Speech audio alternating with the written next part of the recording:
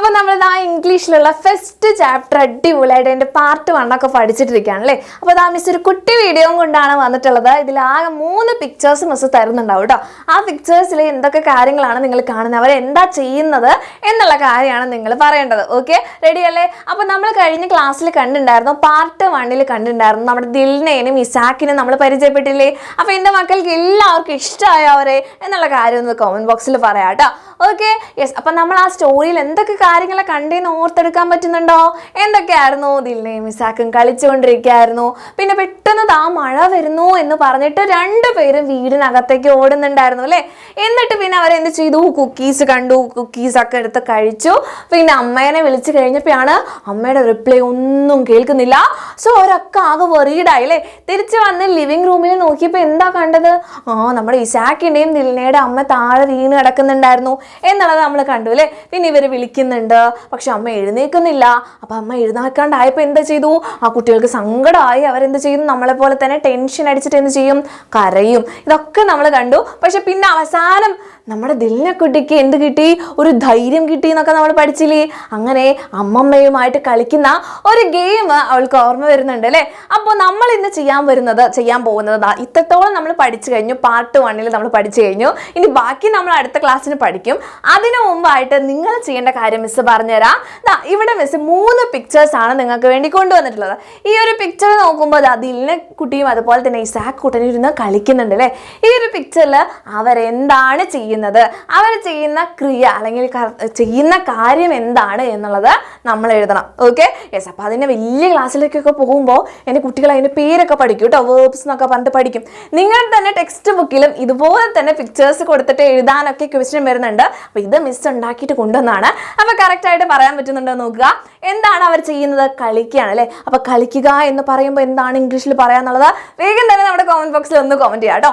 Okay, അപ്പോൾ എല്ലാവരും comment ചെയ്തിട്ടുണ്ടാവും എന്ന് വിചാരിക്കുന്നു.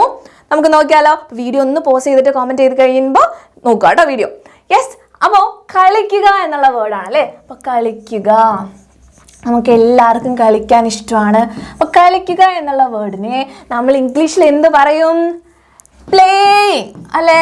പ്ലേ എന്ന് പറയും. അപ്പോൾ ചെയ്തുകൊണ്ടിരിക്കുവാണെങ്കിൽ നമുക്ക് എന്ത് പറയാം? പ്ലേയിങ് എന്ന് പറയാം. എന്ത് പറയാം? പ്ലേയിങ് എന്ന് പറയാം. കിട്ടിയാലോ? അപ്പോൾ ഫസ്റ്റ് 1 എല്ലാ മക്കളും കറക്റ്റായിട്ട് ചെയ്തിട്ടുണ്ടെന്ന് വിചാരിക്കുന്നു. അടുത്തത് എന്താണ്?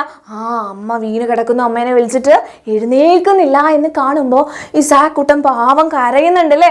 അപ്പോൾ കരയുക എന്ന് പറയുമ്പോൾ നമ്മൾ നമ്മുടെ വീട്ടിലൊക്കെ കരയാറുണ്ട് അല്ലേ. എന്തെങ്കിലുമൊക്കെ വാശി പിടിച്ചിട്ടൊക്കെ കരയാറുണ്ട്. അപ്പോൾ കരയുക എന്നുള്ള വേർഡ് എങ്ങനെയാണ് ഇംഗ്ലീഷിൽ പറയാന്നുള്ള കാര്യം എൻ്റെ മക്കളെല്ലാവരും എന്ത് ചെയ്യുക? നമ്മുടെ വീഡിയോ ഒന്ന് പോസ് ചെയ്തിട്ട് കമൻറ്റ് ബോക്സിൽ കമൻറ്റ് ചെയ്യാം.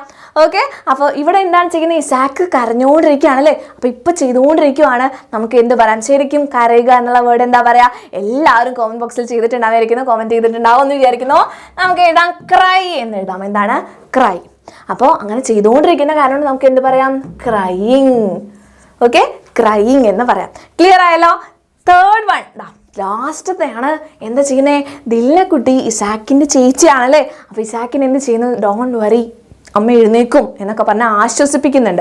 അപ്പോൾ ആശ്വസിപ്പിക്കുക എന്നുള്ള വേർഡിന് എങ്ങനെയാണ് ഇംഗ്ലീഷിൽ പറയുക എന്നുള്ളത് മിസ് കറക്റ്റായിട്ട് നമ്മുടെ ഫസ്റ്റ് പാർട്ടിൻ്റെ ലൈവ് ക്ലാസ്സിൽ പഠിപ്പിച്ച് തന്നിട്ടുണ്ടായിരുന്നു. നിങ്ങളോട് ക്വസ്റ്റ്യൻ ആയിട്ട് ചോദിച്ചിട്ടുണ്ടായിരുന്നു. കുറേ മക്കൾ കറക്റ്റായിട്ട് ആൻസർ പറഞ്ഞിട്ടുണ്ടായിരുന്നു അല്ലേ. അപ്പോൾ ഇതിനുള്ള ആൻസറും എല്ലാവരും നമ്മുടെ കമൻറ്റ് ബോക്സിൽ പോയിട്ട് കമൻറ്റ് ചെയ്യുക. Okay, yes. അപ്പോൾ എല്ലാവരും വീഡിയോ പോസ്റ്റ് ചെയ്യുക, എന്നിട്ട് കമൻറ്റ് ബോക്സിൽ ഒന്ന് കമൻറ്റ് ചെയ്യാം കേട്ടോ. Okay, yes. അപ്പോൾ മിസ് എഴുതാൻ പോവാണ് കൺസോൾ. കൺസോൾ എന്നാണ് ആശ്വസിപ്പിക്കുക എന്നുള്ള വേർഡിന് ഇംഗ്ലീഷിൽ പറയാം കേട്ടോ. ഓക്കെ, അങ്ങനെ ആണെങ്കിൽ നിങ്ങൾക്കുള്ളൊരു ക്വസ്റ്റ്യൻ തരട്ടെ. ഇപ്പോൾ 3 നമ്മൾ ചോദിച്ചു കഴിഞ്ഞു. 3 കറക്റ്റായിട്ട് ചെയ്യാൻ പറ്റിയിട്ടുണ്ട്. എത്ര മാർക്കാണ് കിട്ടിയെന്നുള്ള കാര്യം എന്തായാലും കമൻറ്റ് ബോക്സിൽ പറയാം കേട്ടോ. അതുപോലെ തന്നെ നിങ്ങൾക്കുള്ള ക്വസ്റ്റ്യൻ ഇതാണ്.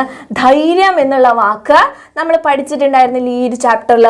അപ്പോൾ ഇതിനെ എങ്ങനെയാണ് ഇംഗ്ലീഷിൽ പറയുക എന്നുള്ള കാര്യം എൻ്റെ എല്ലാ കുഞ്ഞുമക്കളും എന്ത് ചെയ്യണം? നമ്മുടെ ഈ ഒരു വീഡിയോൻ്റെ താഴെയായിട്ട് കമൻറ്റ് ചെയ്യാം കേട്ടോ. അപ്പോൾ ഇനിയും യൂസ്ഫുൾ ആയിട്ടുള്ള ക്ലാസ്സുകളൊക്കെ ആയിട്ട് മിസ് വരുന്നുണ്ടാവും, വീഡിയോസ് ആയിട്ട് വരുന്നുണ്ടാവും. നമുക്ക് പാർട്ട് 2ഉം 3ഉം ഒക്കെ അടിപൊളിയായിട്ട് പഠിക്കേണ്ടതുണ്ട്. അപ്പോൾ എല്ലാവരും എന്ത് ചെയ്യുക? വേഗം തന്നെ നമ്മുടെ കമൻറ്റ് ബോക്സിൽ ഒന്ന് കമൻറ്റ് ചെയ്യുക. ഈ ഒരു വീഡിയോ ഇഷ്ടപ്പെട്ടെങ്കിൽ ഉറപ്പായിട്ട് ലൈക്ക് ചെയ്യുക. അതുപോലെ തന്നെ ഫ്രണ്ട്സിനും കൂടെ ഷെയർ ചെയ്ത് കൊടുക്കുക കേട്ടോ.